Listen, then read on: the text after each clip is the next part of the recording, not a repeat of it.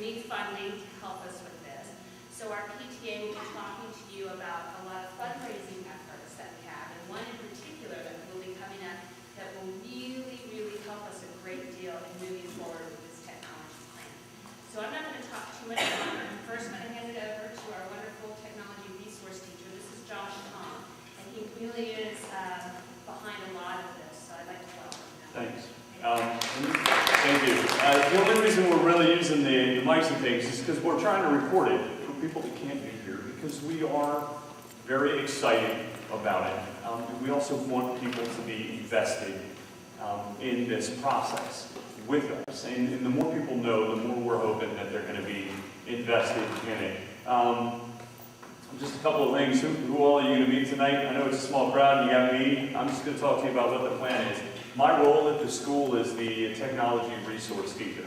So I work directly for Heidi, and my job is to make sure that our teachers are not encumbered by the technology, that they're not having to troubleshoot it all the time, turn it off, turn it on, whatever they've got to do, as well as starting to lead them in directions of how they utilize this and integrate this into their curriculum. And visioning and things like this. This role is also becoming one of a coach and of an individual who helps just provide a catalyst that the classroom teacher just can't get to. The classroom teacher's schedule is so regimented, it's really hard to get outside of that box. And so what I do is I jump into that box and go, let's bang on the walls of this box a little bit. You're going to meet Mary. Mary's going to talk a lot more just like how do we actually do this? What are we doing? What are some of the fundraisers that we're putting into place? Because for a school, we're talking some pretty large dollar amounts for what we want to do. And those dollars are not going to come from the county for numerous different reasons, and I'll get into some of those reasons here over the next couple of minutes, right? But we need to take that on ourselves, whether that is us, strictly Hutchinson Farm community, or whether we go out and we look for some partnerships that can help us with that as well. Those options are out there, and we're looking into them, and we're very, very thankful that our PTA has really taken those things on and really started to run with them. And then you're going to meet Jen, and Jen is kind of the back-end person, where Jen's over here. She's been doing a lot with getting all of the organizational pieces for this next large fundraiser in place, and we're very, very thankful for that too. Whoa, that's backwards. So where are we now? Actually, I had just recently come to Loudoun County Public Schools. This is my second year here, and I'm very impressed with the parity that Loudoun County Public Schools has from school to school.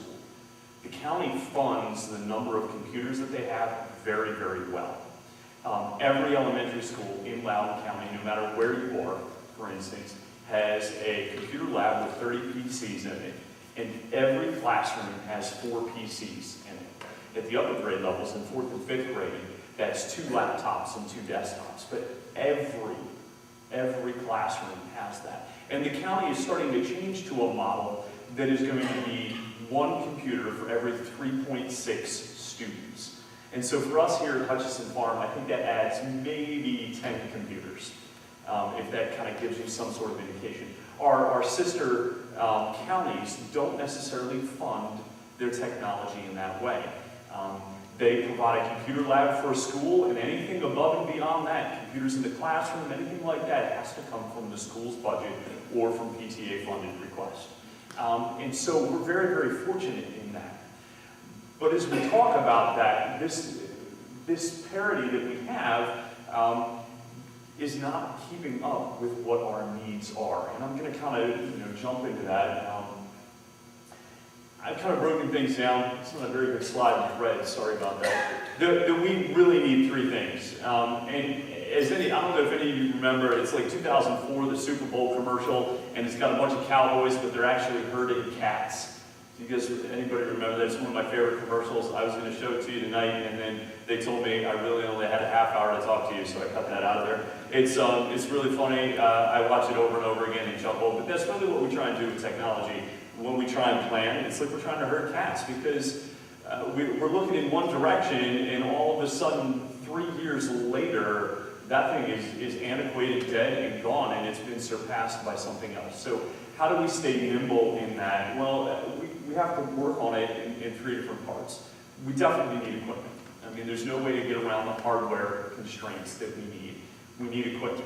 We also need some software that enables that equipment. And more of that is moving off of our local servers and into the cloud. And we're going to talk about a little bit of that too. And then the other thing is that we need professional development. Because here's the simple fact when it comes to technology in the classroom. So many technological things happen in our schools where the software or the equipment just shows up and people are like, okay, this is the latest, greatest thing, go do this, right? And teachers look at it and they're like, oh wow, this is cool. Buzz, buzz, buzz, check the box, go back to how I teach, right? Because there's not enough time in the day and all of these constraints that we have in order to be able to overcome this kind of newness. And so anything that we want our students to take on, any social behaviors when it comes to like bring your own device or how to use a device in the classroom or online safety, any of that sort of stuff has to start with our teachers. And if our teachers aren't comfortable in that, they're not going to ignite their classrooms. I can think of it in the ways that my daughter at the moment, she's in 2nd grade and she is loving gymnastics, right? I can sit with her all day long and talk to her about how to do a better somersault. Meanwhile, I'm rolling down a hill 1,500 times, right? But the sad fact is that no one's ever instructed me on how to do a somersault. And so I am just blindly trying to do what I think is right. Whereas if I were to go to the gym and meet Coach Laura would laugh me off of the mat and tell me to start over, right? So what we want to do in this is not just provide equipment for our students, but we need equipment and professional development for our teachers. Because we want that over time to filter down into our kids. We want our teachers to be just as comfortable living and working in the 21st century as we want our students to be able to be. And that is a very large part. It's a piece that's missing. And everything ignites with our staff and fans out between everybody else. It ignites with our administrators. And from them it flows on out. And so as I say that, and I talk about hardware, and I talk about these sort of things, just know that. Why are we worrying about our teachers? Because what I want is when the time comes that our district goes with this one-to-one, or bring your own device, or what our superintendent, Dr. Williams, is saying is one to the world. That's his initiative. That's the way he calls it, one to the world. When we go to one to the world, I want our teachers to have already been there instead of having to play catch up. And that happens with professional development. And I do want to draw a line between professional development and training. There's a very big difference between professional development and training. Training is what buttons to press to get a job done, right? And there's a time and a place for training because you got to get a job done and you got to get it done right. But training doesn't allow for adaptability. Education does, professional development does. And so we want to professionally develop our educators so that they can continue to educate their children as they come through their classroom year after year. So how do we start to do that? What I want to have happen is I want a device in the hands of every teacher, because even though our model has 4 computers in the classroom, none of them are designated for a teacher machine. Now, I don't know about you that live and work in the 21st century, but to not have a machine that you can check email on at the time that you need, I need to send a message about, or to be able to look something up, it's outside the realm of your kids, or think about that. Think if in your home, all you had was computers that were specifically for your children, and they had first priority all of the time, right? That's what's happening in our classrooms. And our teachers, they manage that very, very well. But we want to give them a device that they can own as their own, take to and from work, home, because let's face it, our teachers, they don't just do work here in the building. And to be able to provide them the opportunity to live and to work different. And I meant to grab one of the devices that we're talking about. And so a lot of the devices that are out there and things, we're going to touch-enabled devices, but what we are looking at and piloting here at the school are Dell Venue Windows 8 tablets. This thing is more powerful than my desktop machine. For those of you that love specs, it's a Core i5 with 4 gigs of RAM and a 256 gig solid state hard drive. This thing's amazing, and you'll be able to see some of the equipment that we have on the back. And so, we're looking at what we can do with these, between docking stations for our teachers to be able to get up and go, to keyboards, to extra batteries, all these different things. And I'm going to refer back to this venue tablet. And I'll refer back to that in a little bit. So 90 devices thereabouts. Is that the actual number? No, I mean, that's going to flow. But starting with our leadership and moving then into our classroom teachers, our special education teachers, and then out into the rest of the staff. So this is the Dell Venue tablet. And one of the things that I forgot is, why a tablet? Why not a Chromebook or something that is really an eighth the price? Or an Android tablet for that instance. Well, first, why a tablet? One, I love my doctor a whole lot, and we have a lot of conversations that have absolutely nothing to do with my health care. He's an avid photographer and an avid hater of technology. And when he had to go to electronic medical records, he said having to sit there with a patient like this all the time as he entered data killed relationships.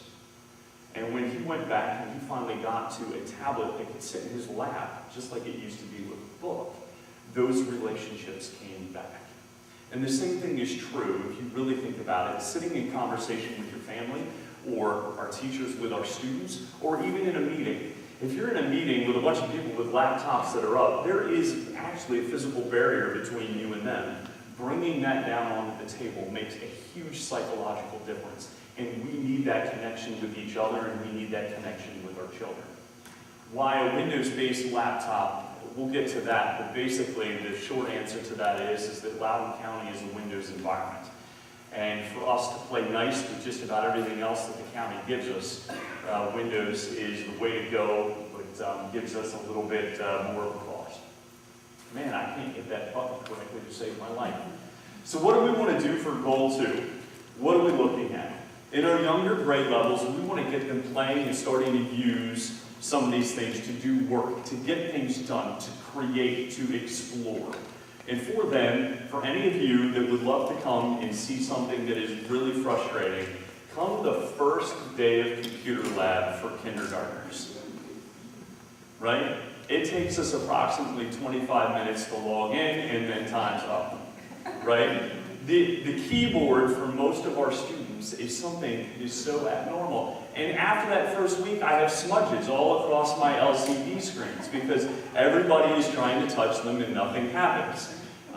We need to move into something that is fluid for our students. And so what we're looking at is not a whole lot of tablets. It's 20 total devices. But to give our younger grade levels, the teachers and their students, the flexibility to be able to use those in small groups. Because the other thing that doesn't happen at our younger grade levels is that we don't have entire groups of students using technology at once. Because then curriculum teaching doesn't happen. Technology teaching does. Well, this is how you use the device. Well, and then you do that. We'll press over here. We'll do this. And we want to kind of take that away. Take that burden off the teacher and let learning occur. Because there's some great and wonderful things that are out there for that. For our upper grade levels, the biggest problem that we have is access. It's access. And we're going to go more into that in a few minutes. But what we're looking to do in grades 2 through 5 is have a cart of 30 Chromebooks. Why Chromebooks? Because they're as close as you come to a disposable piece of technology that's internet enabled. The county does have a Google domain that allows them to be easily administrated, because that is one of the problems that we will encounter kind of going on our own with the technology. The local school is going to be in charge of maintenance, troubleshooting, replacements, any of those sort of things. And so I waffled back and forth as though we were exploring options for tablets. Do we want to go down the Android route, or do we want to go down the iOS route? And overwhelmingly, when it comes to administrating things, especially in an educational environment, Android is currently at the moment just knocking the socks off of Apple. Even with iOS 8 coming out, you can take 20 Android tablets, and with their NFC chips, tap them on each other, and you've set up an entire classroom worth of tablets in under about 4 minutes. It's kind of cool to play with those. Apple just doesn't have that yet, nor do they have an easy way to push out applications to their devices, because Apple devices are made to be personal devices that are locked down so that your data doesn't get out. Android has a method at the moment for making that more of a shareable solution. So now let's get into software, because this is, again, what is one of our largest constraints. In the fact that we have all of these digital assessment tools and learning tools that we're using. All of your children probably, if you've been in Hutchinson Farm for at least a year, you've used iExcel with them. It's a very neat tool. We're very thankful that the PTA has sponsored that and paid for that for us for our subscriptions. We have another tool that's coming down the pipe called iReady. We have another one called Interactive Achievement that all of our students are doing benchmark testing through. All of these things require access and connectivity. And currently, with only 4 computers in the classroom, 22 computers to be able to be moved around, and a computer lab that is book solid from 8 o'clock or 8:15 in the morning to 2:15 in the afternoon every day, there's no flexibility there. And what it causes is it causes a lot of consternation among our teachers and our students, and doesn't allow the flexibility to happen of a teacher going, wow, class, I really feel like you're ready to take this assessment on. But unfortunately, we don't have a block of computer scheduled for another week and a half. I want to eliminate that. We want to eliminate that. We want to have the flexibility of having 30 machines at every grade level, where the grade levels can sit there and be like, hey, I need 10 machines from 10 o'clock till 12 o'clock. Can I do it? And they can work that out among themselves and just have that be as flexible as they can be. Software Goal 2 was a cloud-based computing solution. Now, we started out wanting to go down the Google Apps for Education route. And I'm very excited about that. I'm a Google certified educational trainer. I drink the Google Kool-Aid. I love it. My house at home, that's how my wife and I communicate back and forth. We got budgets, we got birthday documents, I mean, we got everything in there. Even last year, we had kind of gotten ourselves, our administrative team, into the Google Apps for Education domain for Loudon, and we were using it and starting to do some really neat things with it. But the fact is that's not the route that the county's taking. And that's not necessarily for me to go into, but the county is going down the Microsoft Office 365 route. And Ms. Smith and I, over the summer, we really pushed hard to get ourselves in the Google Apps for Education domain for the county, and they said no. But I think that we raised enough of an awareness of who we were that somebody came to us and said, well, we're starting an Office 365 pilot. Do you want in? And I said, I don't know.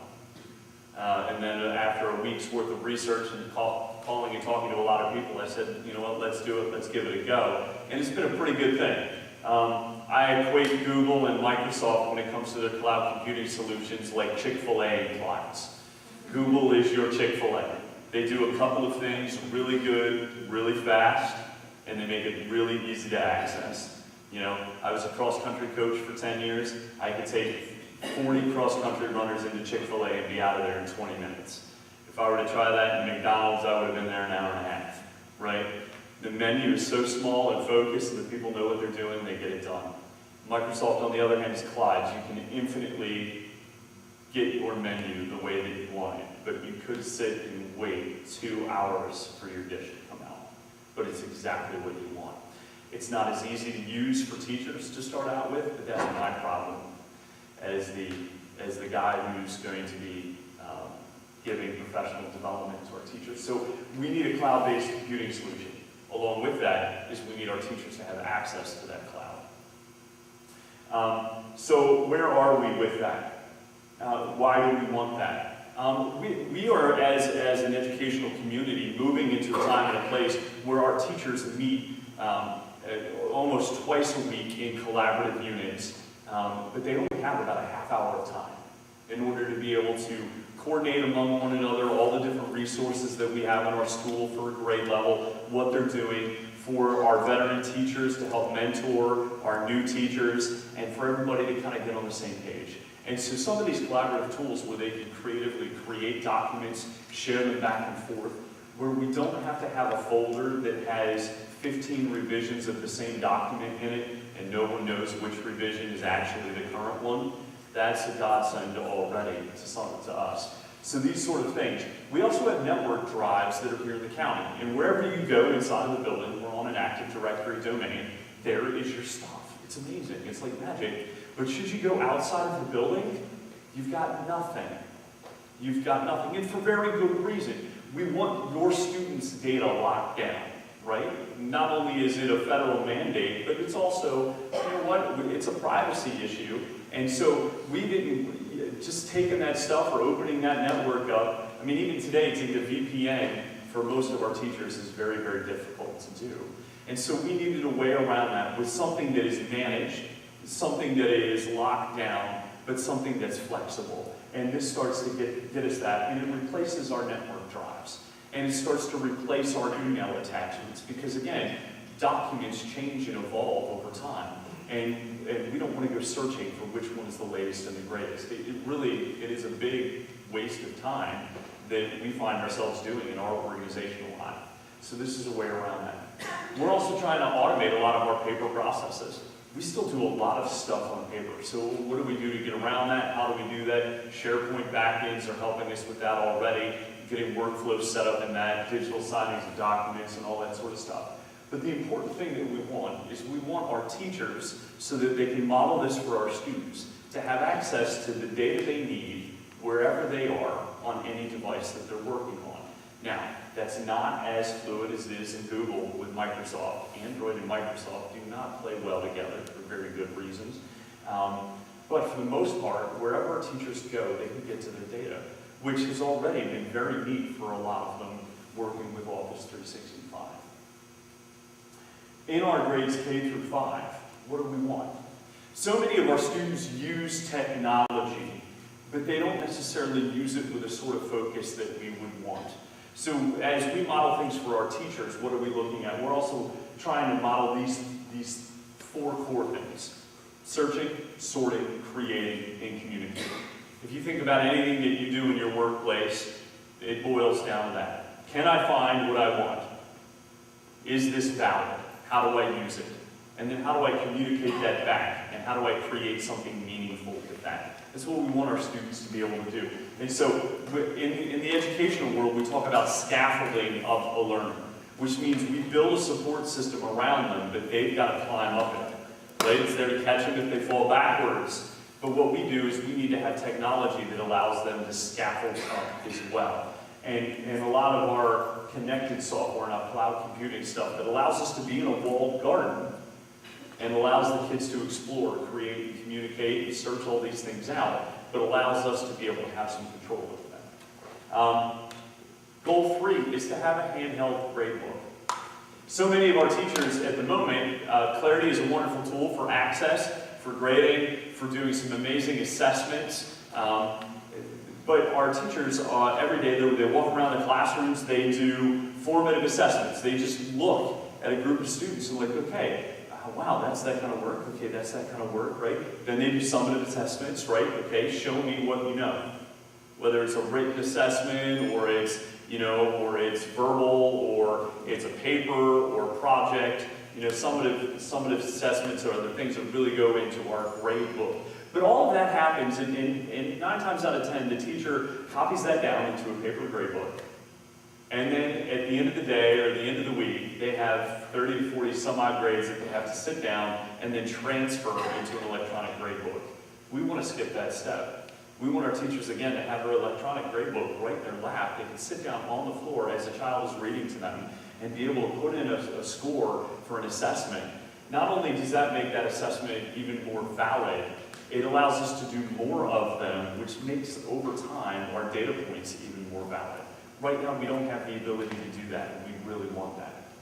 And the last thing that we want is we want teachers to be able to create portfolios of their students over time. What I want to paint you a picture of is very pie in the sky, but let's imagine one of our kindergartners comes into our school, and our kindergarten teacher who has a tablet and has a cloud-connected thing and can tag a student's name onto all these different pieces of media, sees them when they first come in and they're starting to read, and just takes a quick video of them and throws it into a folder with their name on it. And by the end of the year in kindergarten, we can go back and we can show them movies of themselves at the beginning reading, and now movies of themselves now reading, and maybe some pictures of their artwork to start out with, and pictures of their artwork now, and then extrapolate that over the 6 years that they're here with us at our school, at Hutchinson Farm Elementary School, and showing them that very first piece of written work that they did in kindergarten, and then showing them their research report that they've done in 5th grade, and go, my, how you've grown. Because the numbers are only a very small part of the story for what our teachers see in our students when it comes to assessments. And we want a way to be able to very quickly document those things.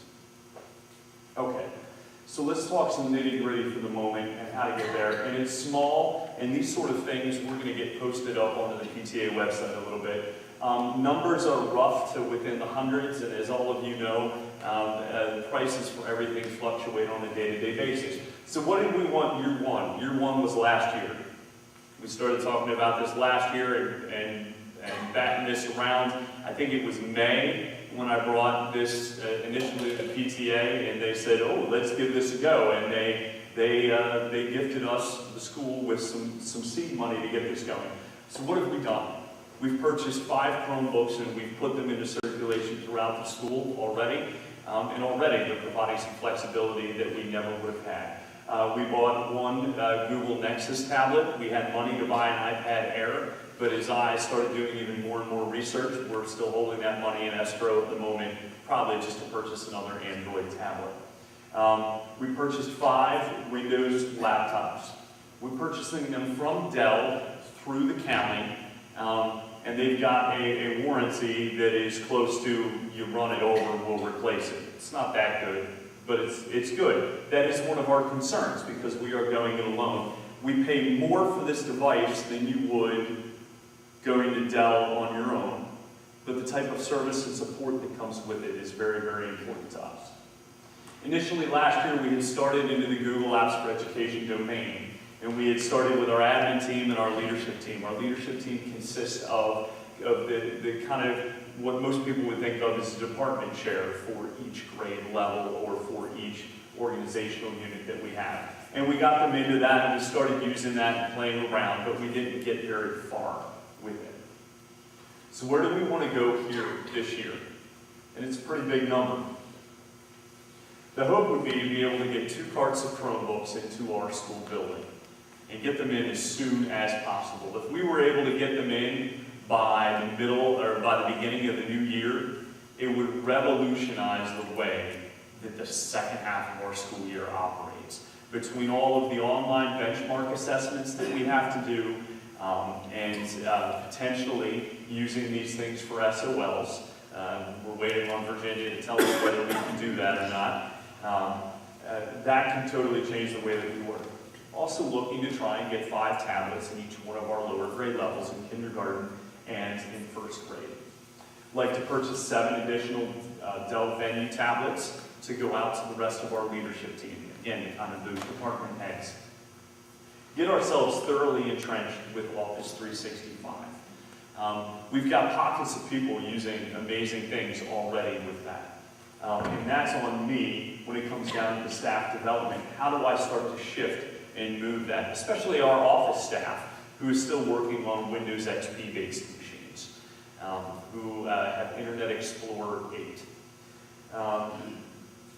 Moving into year 3, kind of a continuation of the year before. Again, 60 new Chromebooks coming in, 5 new Android tablets for each grade level, and then starting to look at getting each one of our special education teachers a Venue tablet. If there's one group of teachers that uses data across all of their students more than any other, it is our special education teachers. They share more, they have more paperwork to do, and more legal constraints on them that they need to get done. They very much benefit from this. And what we would be looking at maybe doing is having 1 grade level selected to also receive a set of tablets. One thing that we also need to start to be concerned about is software that goes along with that, whether that's in the Google Play Store or in the Microsoft Store to go along with those things. I would love to be able to do that. And then again, the PD that goes along with it. And so the last thing that I have for you again is going then into year 4, which when I look at the 2016 to 2017, makes me just scary that we're actually up into that time frame. But it would then be starting to look at what do we have to do for replacements for a Chromebook, because with a Chromebook you don't fix it, you throw it away unfortunately, and you get a new one. They cost approximately $270 a piece. We're probably going to need some replacements by then. And then fully utilizing Office 365 and trying to get tablets out to the rest of our staff. And I'm going to guess that the cost of a Windows 8 or then Windows 9 enabled tablet is probably going to come down pretty dramatically over time. So that's kind of the end of kind of where we are and where we want to go. Did we want to field any questions at the moment, or did we want to skip into, I didn't ask that question before. I guess if they have specific questions for you, then go ahead. Okay. Yes, sir. Hi, Josh. My name's Danny Parker. I have a second grader here next year. I'll have a kindergarten teacher. Awesome, Danny. Thank you for being here. Having volunteered here before, I see plenty of opportunities for technology infrastructure and harnesses to make teachers' lives easier, all the parents' lives as well.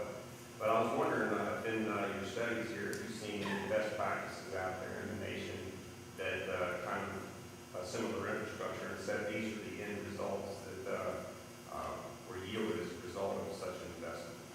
I think, and let me kind of restate your question a little bit just to make sure that I heard it. Are there any models or best practices that we can have that help us understand what we're trying to do and avoid maybe pitfalls and help us kind of accelerate into what we want?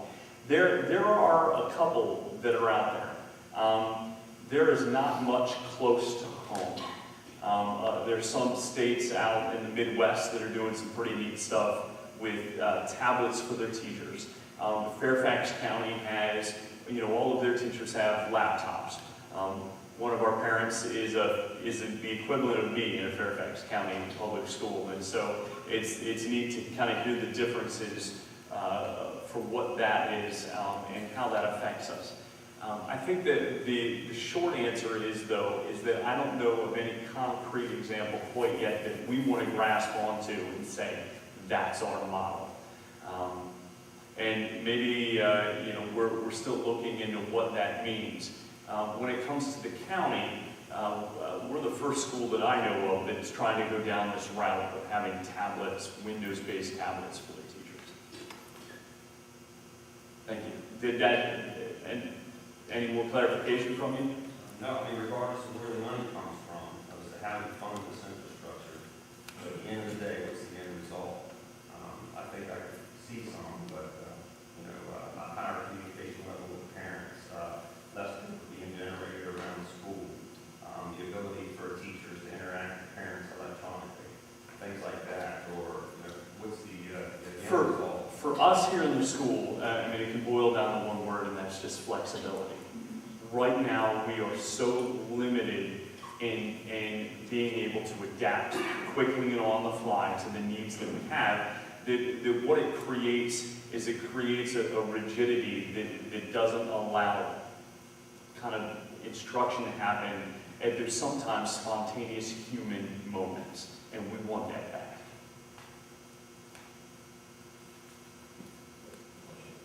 My name is Madhu, I was just wondering, is the Microsoft recommendation coming from Brown County or It's not. That's a very good question. So why Microsoft? Why going that way? That is not a requirement in Loudoun County. Again, going our own way. What we tried to balance was something that we could administrate on our end that would also provide us the ability to be able to use a lot of the tools that are out there for our students and for our teachers. one of the largest driving factors is our gradebook system. And for the foreseeable future, that's all going to be web-based with very fine point control. And you don't get that on a tablet with just touch input. So that's a very good question. The Dell venues are a dual touch system. They've got finger, and then they've also got a fine point pen that acts as a mouse. And when that comes to things like Excel and using things where you really have to have fine placement, that makes a world of difference. And there's really only 2 Android tablets at the moment that do that sort of thing, but then they don't play well with our Microsoft Office 365 environment. So that was kind of the factor in trying to go this way. The original tablets that we're looking at here at the Dell venues are the highest end tablets. They're not RTs, they're not even i3s. So something that I'd like to explore is, what is the impact of using a tablet that is less of a cost? Does it still do what we want it to do? But for the pilot of what we were doing, we started out with the higher end machines just to make sure that those would do the work that we wanted and needed them to do. And just with the follow-up to that, because this is for academic schools, you will make some progress discounts on the pricing? The hardware that we're doing, we are going through our Dell contract with Loudoun County Public Schools. So we're getting the price that they would pay, that the county would pay for the same device. Let's see, I saw one here that Mr. Darden will get to. Yes, sir. Yeah, my name is Harish. I have a son in third grade. Question is more towards the Loudoun County. What is the Loudoun County's agenda? Because we have a plan for 2017. So is the county planning to do similar kind of a practice? The county currently has a one-to-one initiative happening, I believe, at 4 schools. And those are laptops for each teacher. It remains to be seen if that is going to happen. That has been in the budget for the past, I believe, 2 years. And Principal Smith, correct me if I'm wrong. Each time that has been something that has been knocked out. I really do feel strongly from not only just my personal experience, but also my educational background in my master's class, that there is a big difference between interacting with our students and our peers with a tablet type environment versus always having that laptop in front of us and having that screen up. And so that's something that I've been weighing in talking with our staff about. And that's kind of one of the reasons that we've gone with that device. Yeah, one of the reasons I was asking the question is at the last day, I don't want my sons to have 2 technology training on it, because county comes with something new, and we are training in the last 3 years of some problem, and county comes like, now we're going to start using iPads and this kind of stuff. And that is a fear. That is a fear that we have, that we start down this road and the county pulls us down another one. But as we've had our conversations with that, we've looked at that and wondered, are we going to be able to have something in place that's going to work for not only us, but for the county in the next 2 years? And there's just too many question marks. And so we said we might as well try it, and who knows, maybe we can even become the model. Right, and that's one of the reasons I quoted that earlier question was the model. Is there any model was there, and we can use it? That might be one way of more probability that it's going to break. So I think inside, we're kind of hoping that we provide a successful model for the rest of the county to take a look at. Mr. Darden. Yeah, I was just wondering from a funding perspective, has anybody investigated the E-rate programs? Is it something that this school or the district qualifies for this program? It's something to be leveraged. I know it's a lot of paperwork to do, but is that something you consider? And I am not entirely sure about E-rate. My limited knowledge of E-rate tells me that some of those strings that are attached for that funding may not be accessible to the PTA from that funding source, but I'm not sure, and that's a very good question.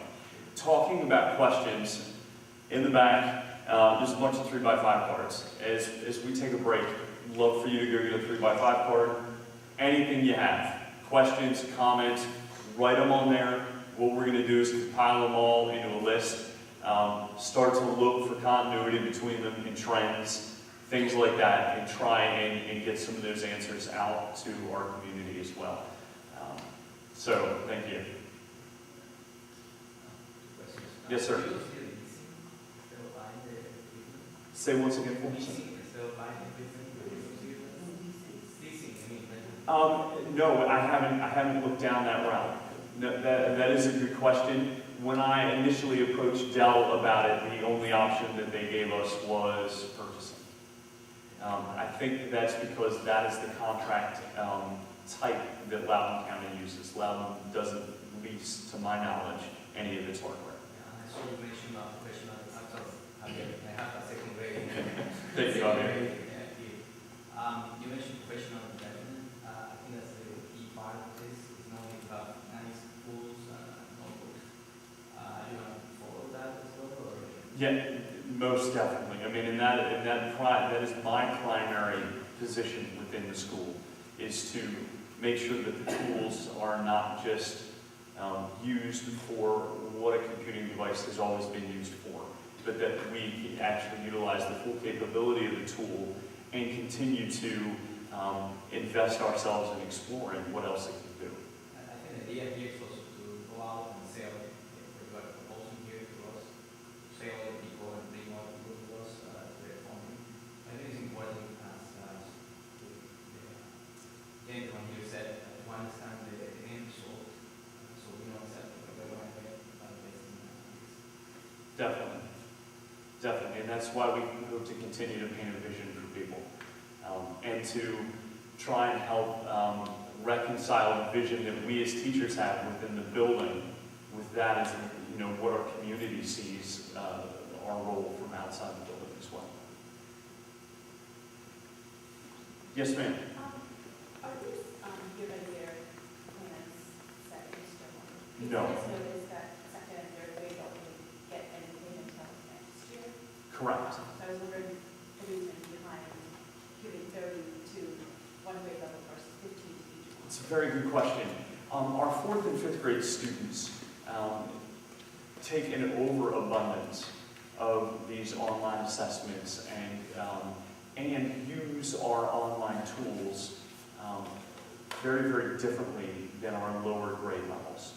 Again, because most of them are versed in how the tool works already, so they can just go to work and make it happen. At our younger grade levels, a lot more instructing happens on how to use the tool.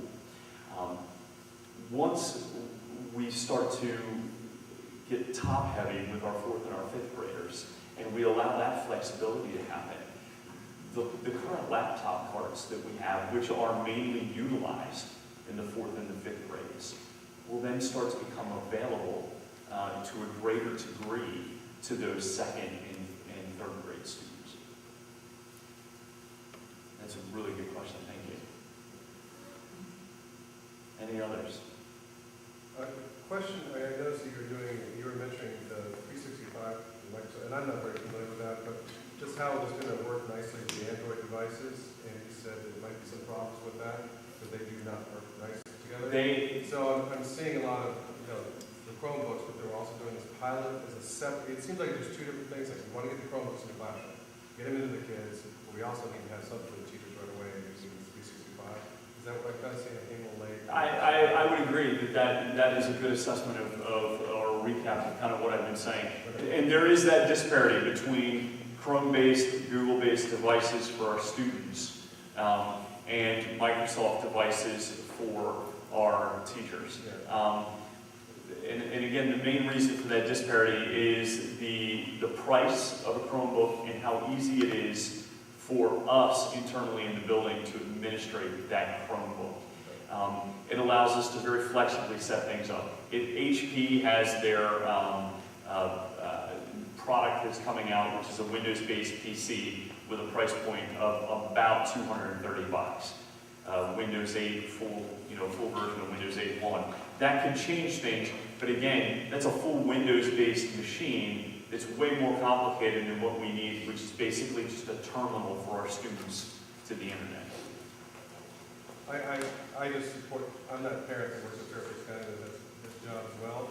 And my school, just to give you an example, and not to compare, but every teacher has a laptop that's working. All the students have access to laptops, and they are using it all the time. I mean, my 6th grade and 5th grade pull those laptops all the time. I walk by and they are open, we're using Google Apps. They are sharing documents, they are communicating, they are making individual presentations. The fact that we don't have this technology is a shame, I'll tell you. And so we need to move. We need to move on it. This school's very behind. I'm sorry, but that's reality. Trying to catch up. We got to do it, and we can do it, but we got to put money towards it. So I'm behind. So, whatever. I don't know what's going to happen. Let's see, can we do one more question and anything else, maybe back, just writing down in the cards and what we affectionately call the parking lot. Yes, sir. The investment on tablets seemed like it was minimal. I'm not, maybe you're not sure where you're going with it, or you're not having a clear vision on where to The initial investment in the tablets, that is really because when it comes again to the flexibility and adaptability that really comes with our student access. That's not going to change the way that our students work, but it changes the amount of access with which to do that same type of work.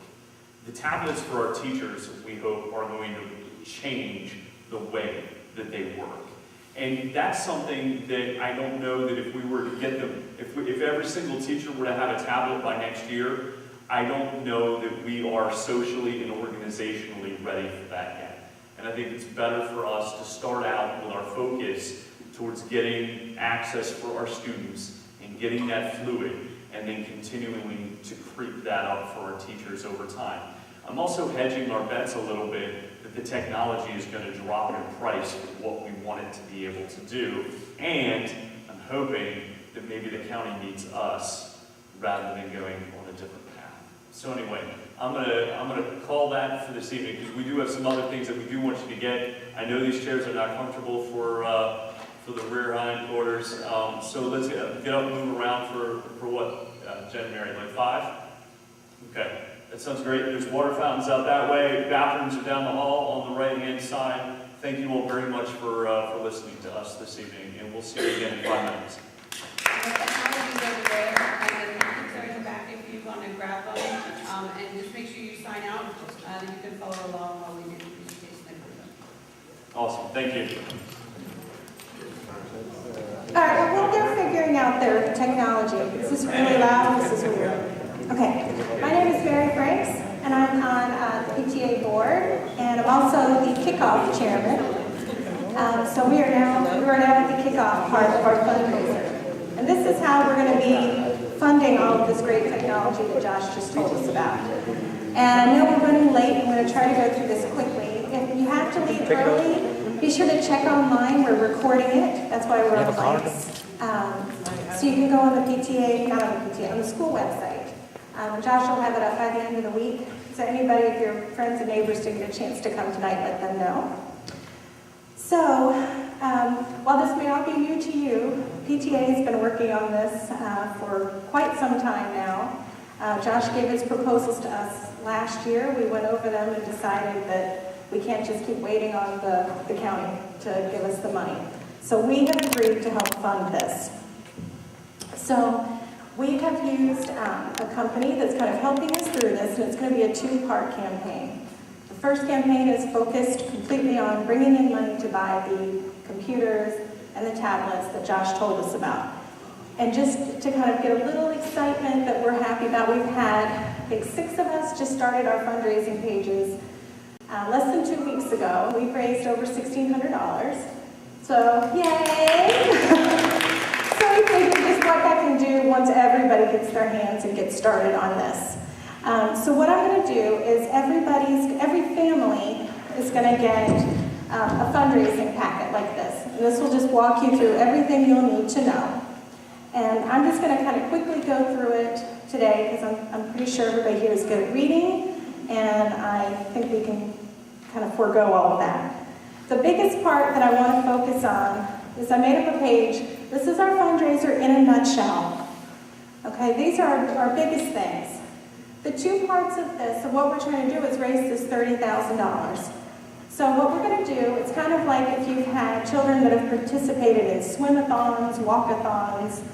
This is like a tech-a-thon. So what we're going to do is we're asking each family to set up a fundraising website. It's super easy. I am not technologically adept, and I was able to do it with no problems and no help. So it's really easy to do, and it's going to automatically populate it with a $500 goal. So every family, so if you've got 6 kids in this school, it's 500. If you're like me, you have 1 kid, it's 500. It's just 500 and it's a goal. So that's what we're asking everyone to do. And then we figure if we've got 830 some students here, I mean, if everybody did that, we'd fund Josh's plan for the next 4 years, no problem. Right? You know, so it's all of his plan. The second part is we know it's important to have this money. We've figured out that we know we need this technology. But we figure we're calling this the Helping Huskies campaign because we're asking the community to help us by giving us donations and help fund this technology for our school. But in the end, we also don't want the children just to think everything's sort of a handout. So we'd like to give back to the community as well. And the way we're going to do that is we have corporate sponsors.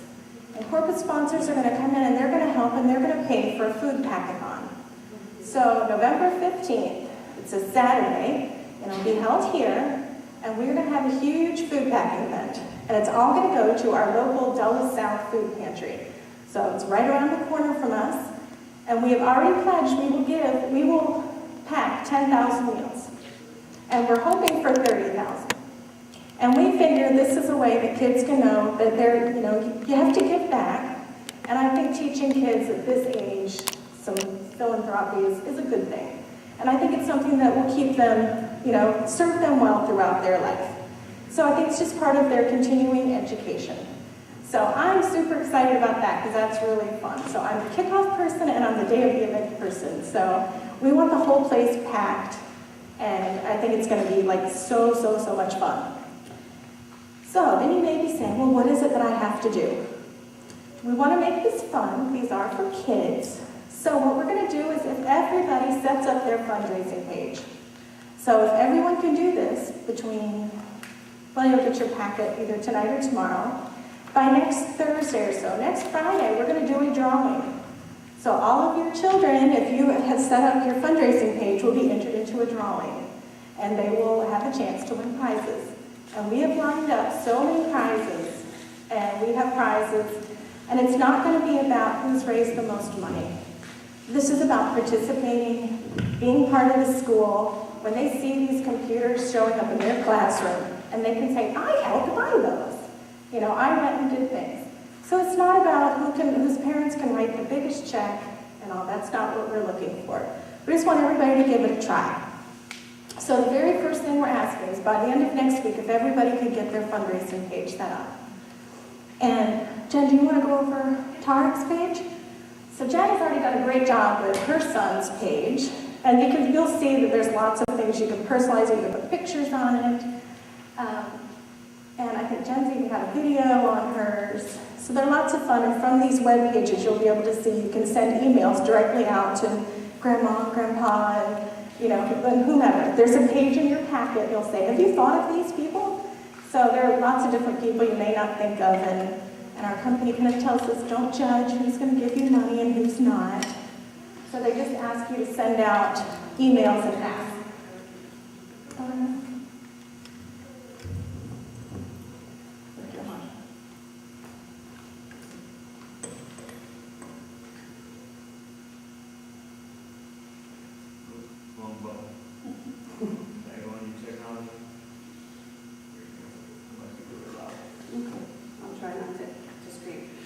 All right, so this is the main page, so the home page that when you originally log in, or if anybody wants to check out what's going on as a school. So as you can see, on the home page, we have our goal, 30,000. Right now we have 5% raise. We have the ever-loving thermometer. Everybody loves that. And you can see here it shows what's remaining.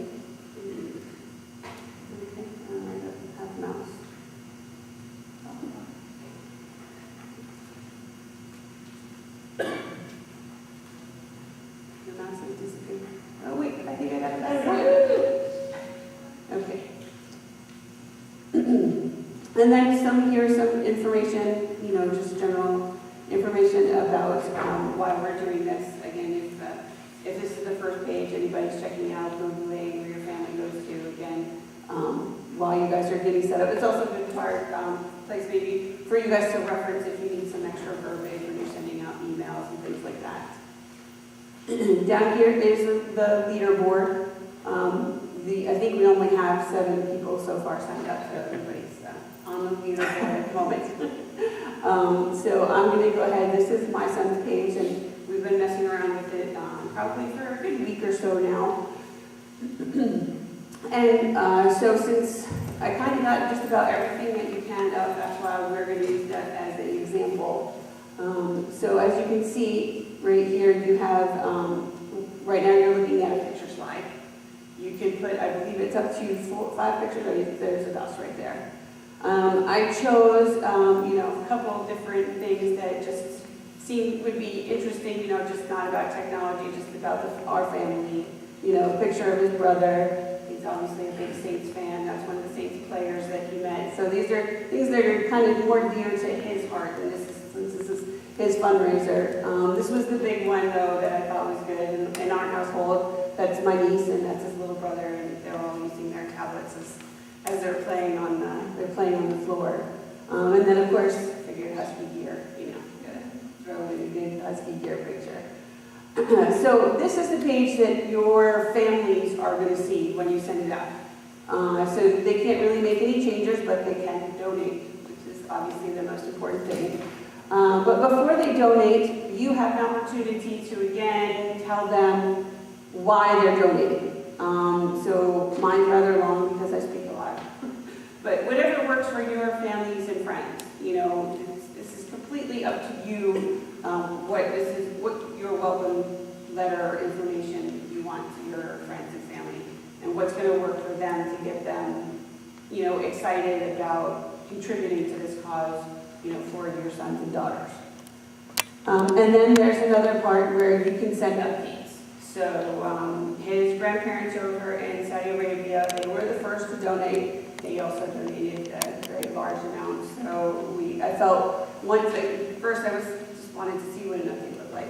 So it was a good reason to use it. And I've linked mine to Facebook. So when I do an update, it goes out to Facebook. So this was also a way, again, of acknowledging my family and people who have contributed, just kind of another way of saying thank you and, letting everybody know that they've really helped us out here, and we really appreciate it. And then this is about the event, actually that comes over from the front page, so you don't have to change that, you can leave that alone. And same thing about the beneficiaries. All that stuff you don't need to worry about. So this on your second tab shows them exactly who has donated. And they have an opportunity when they donate to put a little note. And then it tells you when they donated. And then it just gives you the total. And then this is the updates tab, specifically, if they just wanted to check that out. So what you guys need to do is set all that fun stuff up. Oh, I actually need the keyboard. Okay, so this is more of like the administrative view, where you get to change everything around.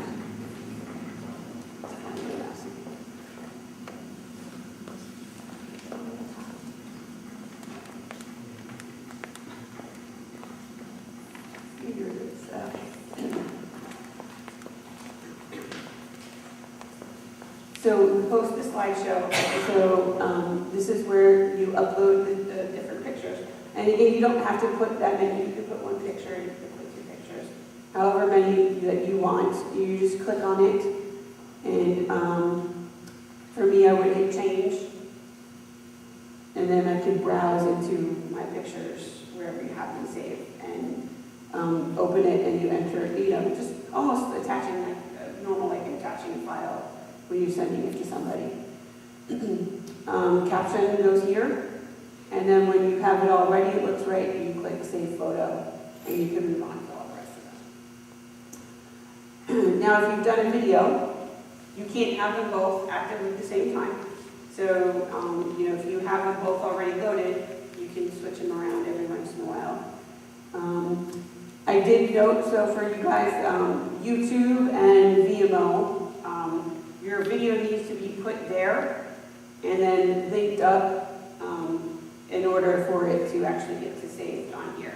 I used VMO last night. It was pretty easy, pretty quick to sign up. It was free. I just used a basic,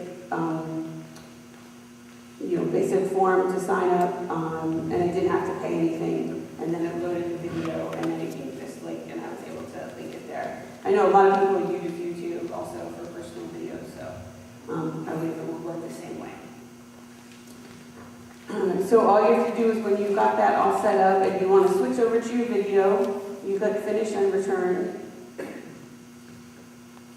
And now his video is up. Oh, I guess there's no sound. Yeah, I don't have any sound, sorry about that. That cost extra for the evening.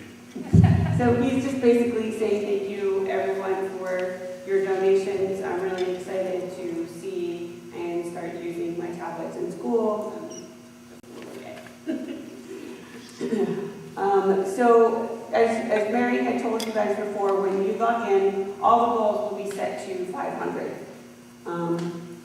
My son raised his goal 500 fairly quickly with just his families from overseas because they live overseas. They donated a little bit more. They're not here as often, so they they just seemed to feel they were feeling a little competitive. I don't know why.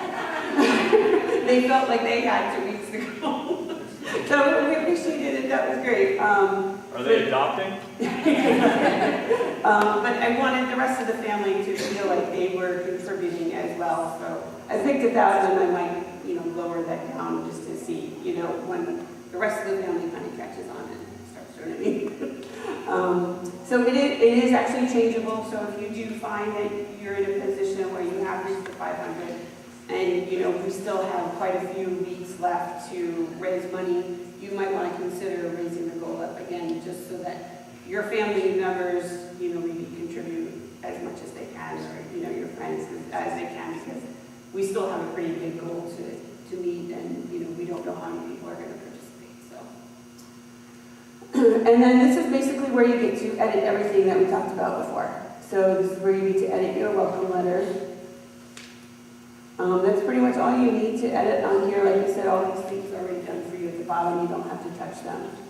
And the updates you can do over here, so by adding updates.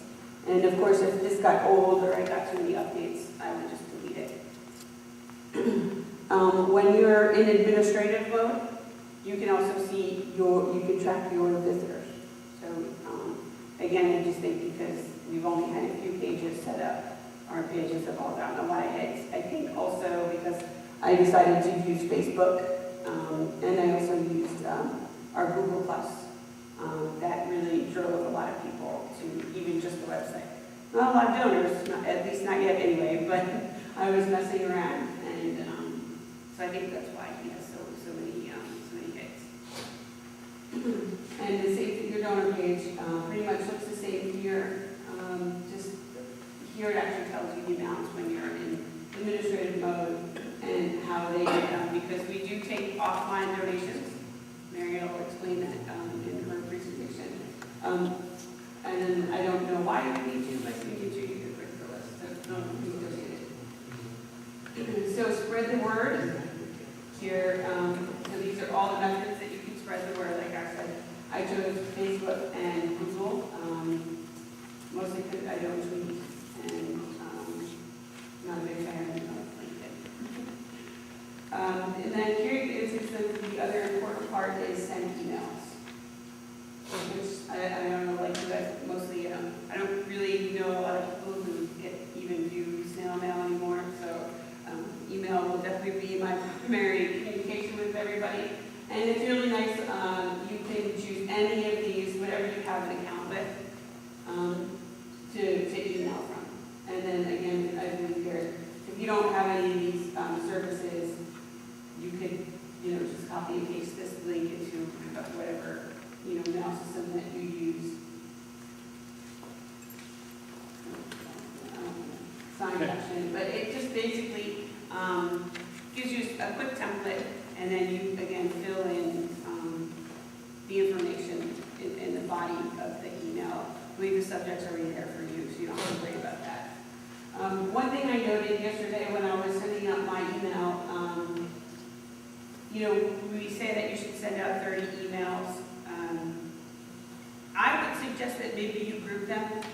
You might want to do just your family, because the wording to your family might be a little different than the wording to your friends.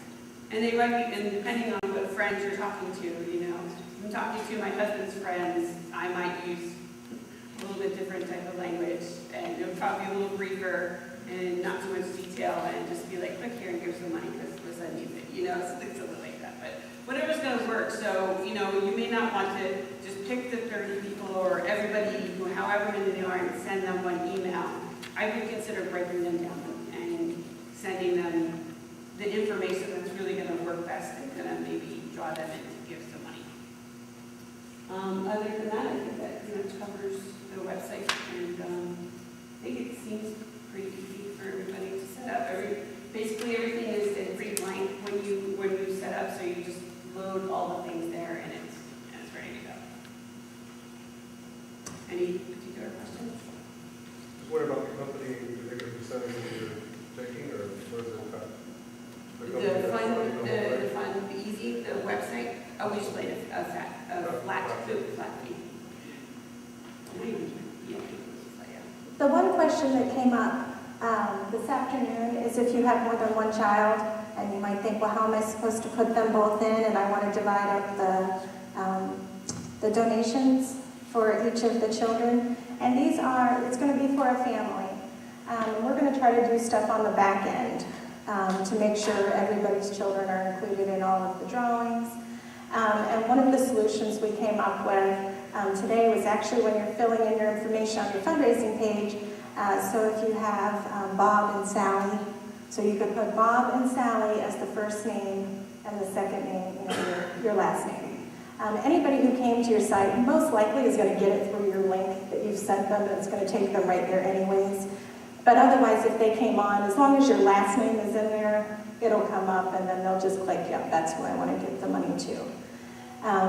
Jen also mentioned the offline donations. So that may be, so if somebody wrote you a check or gave you cash.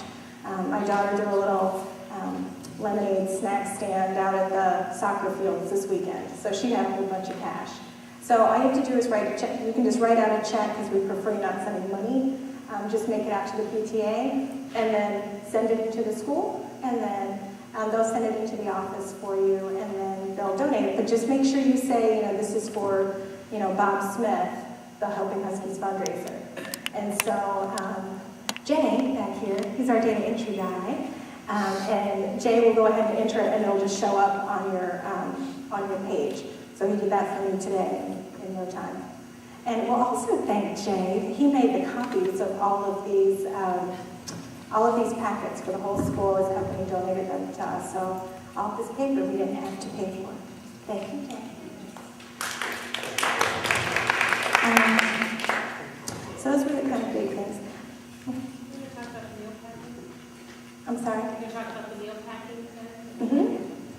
The one other thing I just want to mention, and I put it in red here, is we do not want your children to start walking door to door and just asking people for donations. This is really based on people that you have relationships with of some sort or another. This is not just going up to strangers.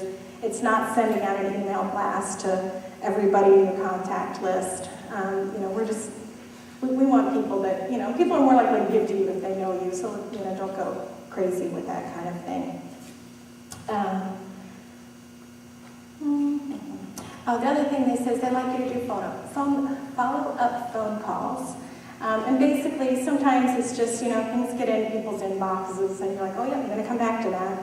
And then you never do. So, if you could just follow up phone calls within about 5 days. Just say, hey, just check and see if you got my email about my fundraiser. And then they, whatever it is, there should be somebody, again, that you have a relationship with. And so they'll say, oh yeah, I forgot about it, or I just can't get it this time. And say, okay, thanks. So there's also a question, a thing on frequently asked questions that hopefully will answer anything you have. And then I also created a sheet because I really want the kids not to just be sticking their hands out and just asking. But I made up a little page of creative ways for them to meet their fundraising goals. And I know that we've got one of the girls who's working with us on this, her kids have been walking dogs and scoop and poop for raising money. Like I said, my daughter and her best friend stood outside and sold snacks out at the soccer field.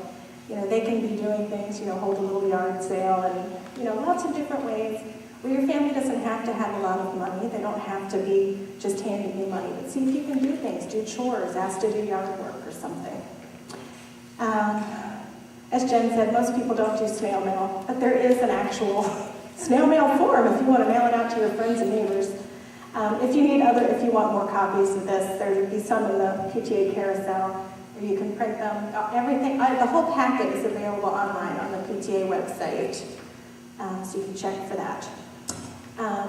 The one thing that is not up and running yet, but it will be within the next 2 days, I promise, there will be sign-ups for our food packathon. So primarily we want the kids. We want all the kids to be in here. It's a kind of a little assembly line. And so they're going to go through and somebody's scooping noodles, somebody's scooping the powder stuff, somebody's sealing up the packages, putting on labels. So we want the kids definitely to do it. We're going to try to make it a really fun day.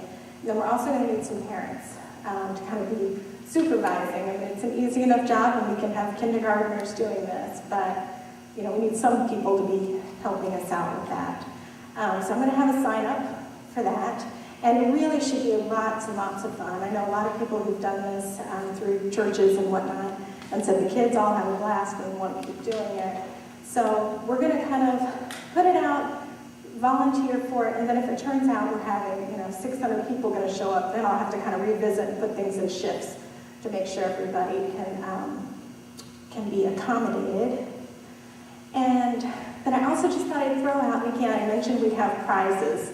And we're going to actually have for real good prizes.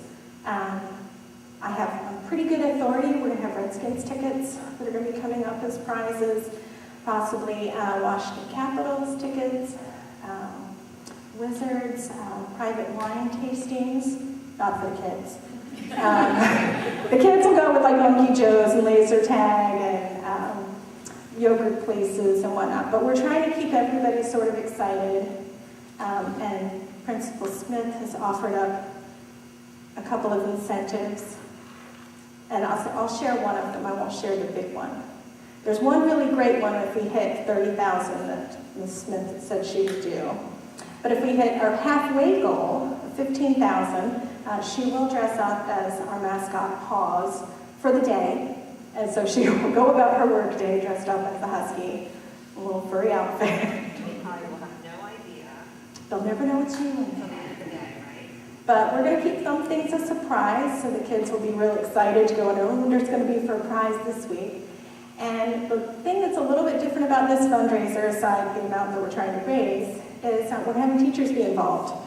And so there will be competitions amongst the teachers as well. So we want to see the teachers fundraising. So we're going to have different things based on participation and really try to get a little bit of competition between different grade levels and see what we can get. So we wanted this to be the entire school, everyone's working together. This is the staff, the kids, the parents, everyone. So I think it's going to be a lot of fun, and then as Josh has shown you, why we really need it. So we're excited about it and hope that everybody will join in. And you have an option tonight, if you want to take home one of the packets, tonight, start looking through it. If you would just sign your child's name and what teacher they're in, and I'll just leave one less packet in their box in the morning, because I'm going to put them in teachers' boxes and ask them to send them home tomorrow. And also on the PTA website, you can get them. It's all on there right now. You can go on there. There's the whole packet is on there, as well as going ahead to sign up for your fundraising page. That's my forgetting, Jen. Okay, any questions on the fundraising plan? Oh, I'm sorry. Yeah, I kind of flew by the corporate donations, but we do have, we have kind of a corporate captain, and they are, we have two of them that are working together, and they're going out into our local businesses seeking some of the larger donations. So we've got some pretty good ones lined up, I think.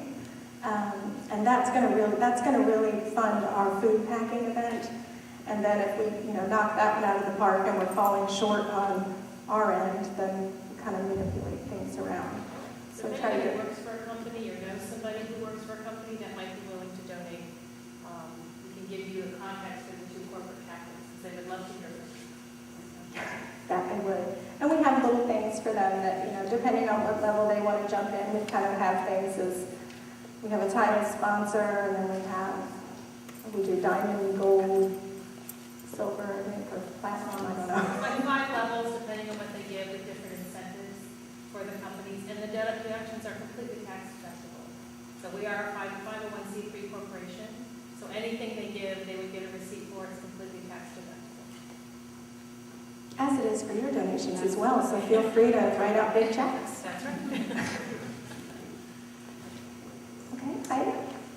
Well, I just want to say thank you very much to all of our presenters for presenting this evening, and the PTA for the time that they have put into putting this together. Thank you so much.